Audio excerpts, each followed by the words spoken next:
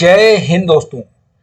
MSCP का लाभ अगर आपको नहीं मिला है तो बता दें कि एमएससीपी का लाभ कैसे प्राप्त करेंगे।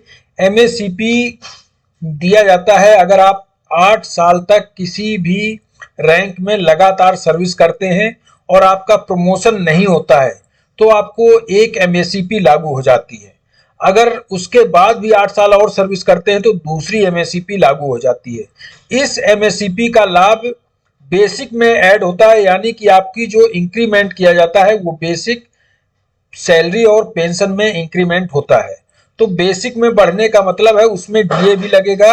तो एमएससीपी का लाभ अगर आपको नहीं मिला है तो आपको कैसे मिलेगा उसकी मैं जानकारी दूंगा, क्योंकि कई लोग ऐसे होते हैं जिनको एमएससीपी का अभी लाभ नहीं मिला है और उनको लाभ क्यों नहीं मिला है उसके बारे में भी बताएंगे। सबसे पहले तो मैं बता दूं, एमएससीपी का जो लाभ है वो 8 साल लगातार सर्विस करने के बाद मिलता है और सरकार के नियम के अनुसार 2006 के बाद जो रिटायर हुए हैं उनको सभी को एमएससीपी का लाभ लागू है, लेकिन प्री 2006 वालों को इसका लाभ नहीं दिया जाता है।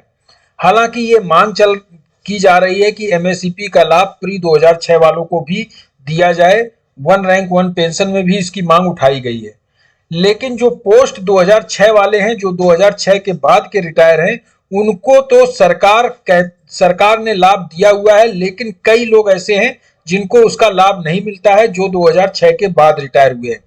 अभी एक हवलदार हैं, उनके बारे में मैं बताऊं। हवलदार ने एक लेटर लिखा था आरटी रिकॉर्ड को, और आरटी के हवलदार थे और उन्होंने जो लेटर लिखा है उसके बारे में उन्होंने कहा, एक्स हवलदार एनरोल इन आर्मी वेब 13/7/1991 13/7/1991 को वो एनरोल हुए थे, भर्ती हुए थे और उनको प्रमोशन रैंक हवलदार रैंक में प्रमोशन हुआ था 9/8/1999 को। 9/8/1999 को वो प्रमोट हो गए थे। After having 17 year service I was discharge. 17 साल सर्विस करने के बाद वो डिस्चार्ज हो गए थे आर्मी से 1/8/2008 में 1/8/2008 में। लेकिन हवलदार बनने के बाद उन्होंने 8 साल कंप्लीट कर लिए थे। उसके बाद उनको लगातार जो 8 साल की सर्विस हुई थी हवलदार रैंक में, उनको नायब सूबेदार का बेनिफिट मिलना चाहिए। नायब सूबेदार का जो बेनिफिट है 8 साल सर्विस होने के बाद हवलदार रैंक में मिलता है, वो एमएससीपी का लाभ उनको नहीं मिला था। 9/8/2007 को उनके 8 साल कंप्लीट हो रहे थे, उसमें एमएससीपी का लाभ दिया जाना चाहिए था।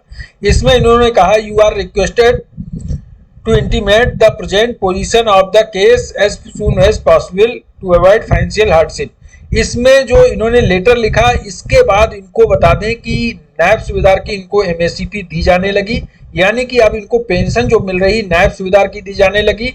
और उसका बड़ा कारण यही था क्योंकि आपको पता नहीं होता कि हमें इसका बेनिफिट कैसे लेना है, तो आप एक लेटर के माध्यम से अपने रिकॉर्ड को लिखें, क्योंकि जितने भी प्रमोशन और पुराने जो आपके एमएससीपी है, प्रमोशन है, इससे रिलेटेड जो भी आपकी क्वेरी है ये रिकॉर्ड से कंप्लीट होती हैं।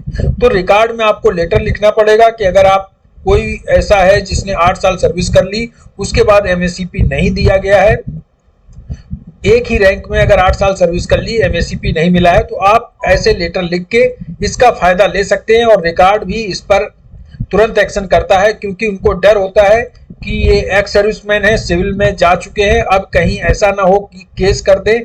फाइनेंशियल केस किया जा सकता है अगर आपको इसका लाभ नहीं मिलता है। तो ये थी जानकारी, इस वीडियो में इतना ही। थैंक यू, जय हिंद।